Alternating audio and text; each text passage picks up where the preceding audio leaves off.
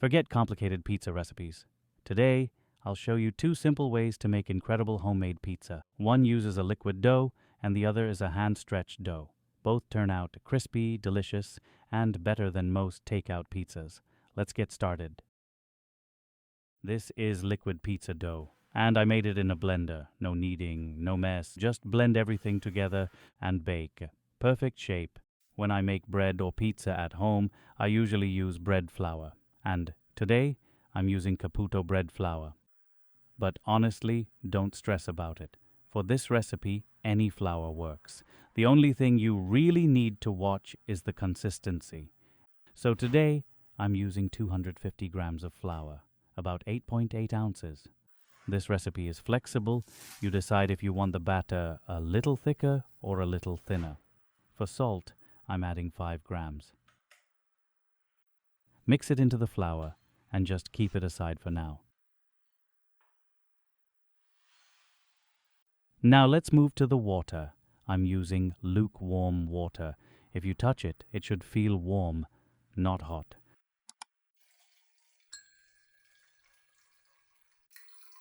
I've got 325 grams of water here. That's around 11.45 ounces. Into the water, I'm adding 1 teaspoon of instant dry yeast. If you're using active dry yeast, activate it first. Then goes in extra virgin olive oil. Even a small amount makes a big difference. That subtle pizza aroma, that richness, this is where it starts. Now give it a quick mix. Now everything's ready to blend. One thing here, use a large blender if you have one.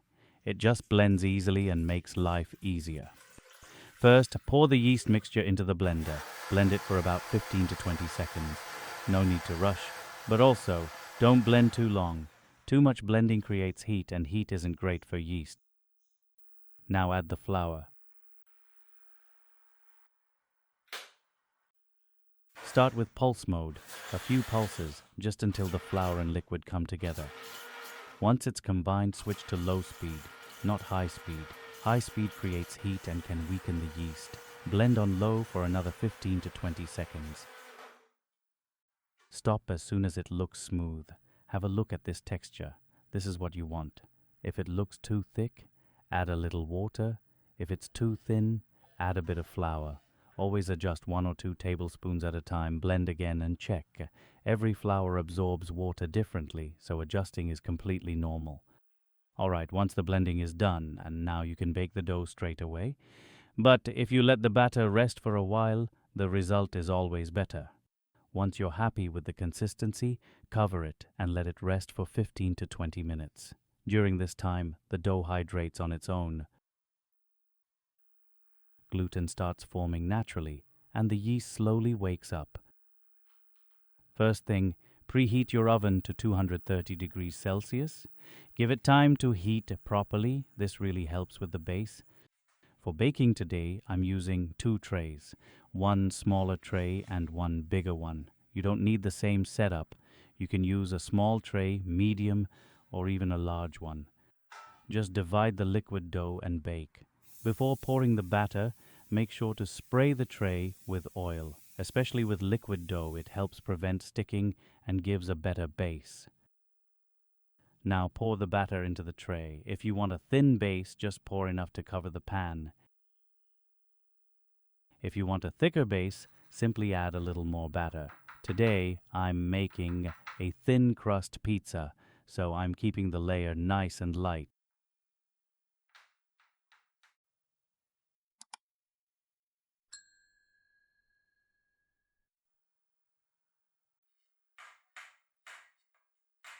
Bake this at 230 degrees Celsius for about 15 minutes on the middle rack.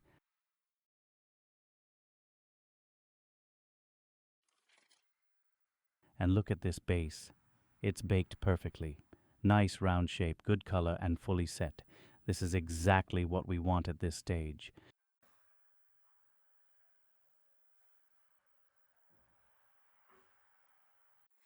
Now, if you're not making the pizza straight away, let the base cool completely first.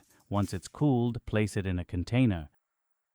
Put baking paper in between the bases, cover it with a lid, and keep it in the fridge. You can store these bases in the fridge for 4 to 5 days easily. If you want to freeze them, they'll keep well for a couple of months. Whenever you need one, just take it out, leave it at room temperature for 10 to 15 minutes, add sauce and toppings, and bake again like fresh pizza. Now let's make the pizza sauce. I'll show you 2 simple ways. The first one is the quick method. Just mix your tomato sauce with seasoning and herbs, and it's ready to use.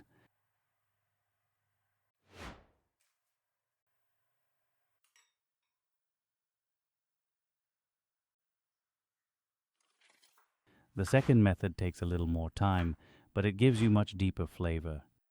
Heat some oil in a pan, add garlic, and cook it until it's lightly golden. Then add the tomato sauce, some dried herbs, a bit of salt, and let it cook for 4 to 5 minutes.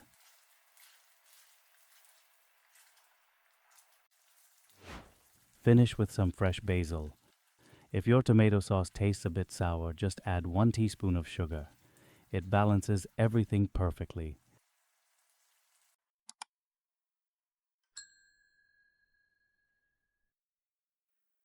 Now we have everything ready: pizza base, sauce, and the toppings. Now let's make the pizza. Start by spreading the pizza sauce evenly over the base. Don't go all the way to the edge. Leave a little space so you get a nice crust. Next, add a good layer of cheese. This helps hold everything together and gives that great melt. Now it's time for toppings. Today I'm using salami, olives, tomato, and onion, but feel free to use whatever you like. That's the best part about homemade pizza. Once the toppings are on, add a little more cheese on top, just enough to finish it nicely. Now bake the pizza for 10 to 12 minutes until the cheese is completely melted, bubbly, and lightly golden. And look at this pizza. Perfectly baked, nice color, and that cheesy finish. So, what do you think about this blender pizza method? I really hope you like it, because it's super easy to make at home and honestly anyone can do it. You can even prepare the bases in advance and keep them in the fridge or freezer, so whenever you feel like pizza, it's ready to go. In today's video, I'll show you every detail, from making the perfect pizza dough to cooking a smooth, cheesy sauce and finally turning classic mac and cheese into the ultimate pizza experience. Let's get started. First, we need to make the pizza dough. We're making it from scratch, so let's start by measuring the flour. For today's recipe, I'm using 500 grams of flour, which is about 17.65 ounces. Once the flour is weighed, just keep it aside for a moment. Now let's measure the water. Today I'm using normal tap water. Nothing fancy here. For this dough, I'm using 350 grams of water. That's about 12.35 ounces. Once the water is weighed, let's add the yeast. I'm using instant dry yeast today. It's easy, and there's no need to activate it first. For this recipe, I'm using 2 grams of yeast. If you're using active dry yeast, though, make sure you activate it in warm water before adding anything else.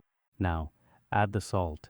Pizza dough needs a little more salt compared to a regular bread loaf. So here, I'm adding 8 grams of salt. Now let's add extra virgin olive oil. Olive oil makes the dough feel smoother, adds better flavor, and gives you a nicer texture after baking. Once everything is in, give it a good mix until it's all combined. Our flour and water mixture is ready, so let's knead the dough.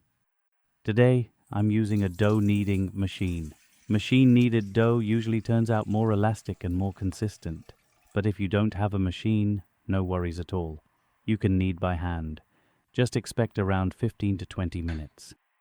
Add everything into the mixer. Start on low speed. Number 1. Just until everything comes together. Then increase to speed 2 and knead for about 3 to 4 minutes.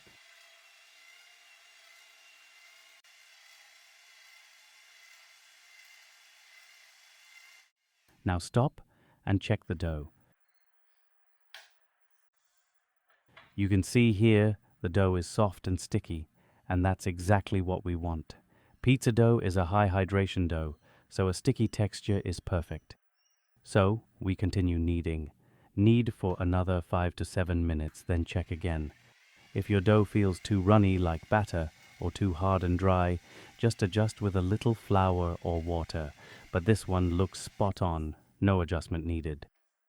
At this stage, the gluten starts developing, the dough stretches, but it's not quite ready yet. It's still a little rough, so let's knead for another 10 minutes.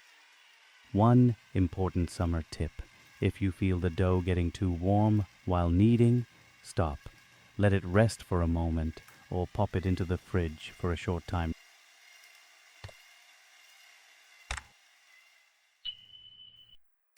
Now look at this. The dough is smooth, silky, and nicely stretchy. That's exactly what we're looking for.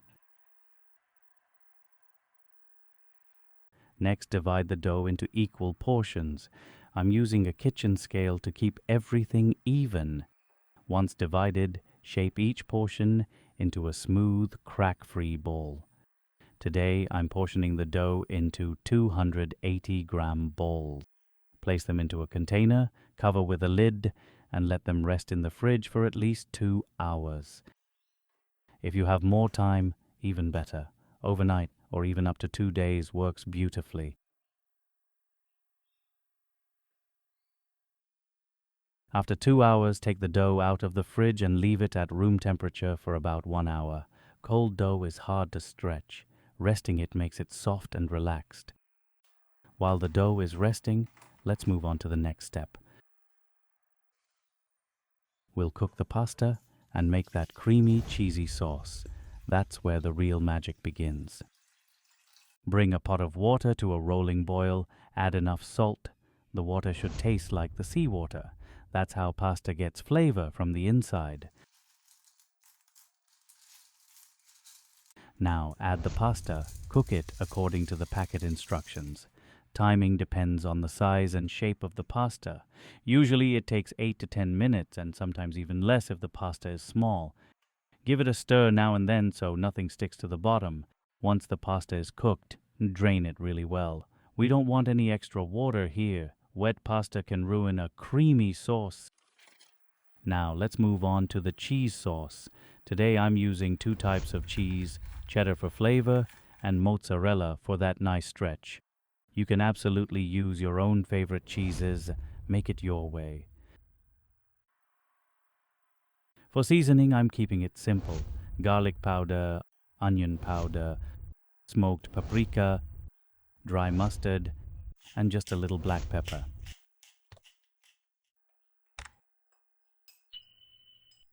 Now let's start the sauce. Place a pan on low heat and melt the butter gently. Once the butter melts, add the flour and cook it for about 1 to 2 minutes. No color here, no browning. We just want to cook out that raw flour taste. Now add the seasonings and let them warm up for a few seconds. This really brings out the flavor.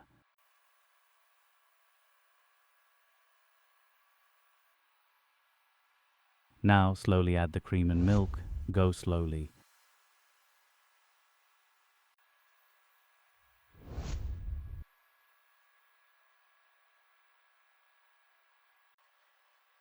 And keep whisking, keep stirring, and add salt to taste. You'll see the sauce start to thicken. That's exactly what we want. Now lower the heat, or even turn it off completely. Add the cheese little by little, mix gently. The sauce should be smooth, rich, and beautifully cheesy. Once the sauce is ready, add it straight into the macaroni. Mix gently, making sure every single piece is fully coated. Now you already have a perfect classic mac and cheese. If you want baked mac and cheese, pour the mixture into a baking dish. Add an extra layer of cheese on top. Bake at 180 degrees Celsius for about 25 to 30 minutes until golden and bubbly. Now, let's stretch the dough. Our dough is ready now because we let it rest at room temperature. Before we start, make sure your oven is preheated to 230 degrees Celsius. A hot oven is very important for good pizza. Place the dough onto a floured surface. Start from the outside. Use your fingers and gently press from the center outward. Take your time here. As you press, leave the edges a little thicker. That's how you get a nice crust. If you use a rolling pin, you'll knock out all the air bubbles, and we don't want that. Now slowly rotate the dough and stretch gently. Go slow. Spread your fingers slightly, slowly rotate the dough, and gently stretch from the center. This opens the dough evenly without touching the outer crust too much. If the dough starts to spring back, that's a sign it's not ready yet.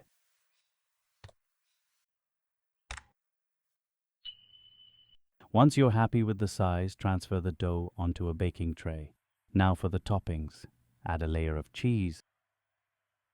Then add the mac and cheese. Be generous, but don't overload it.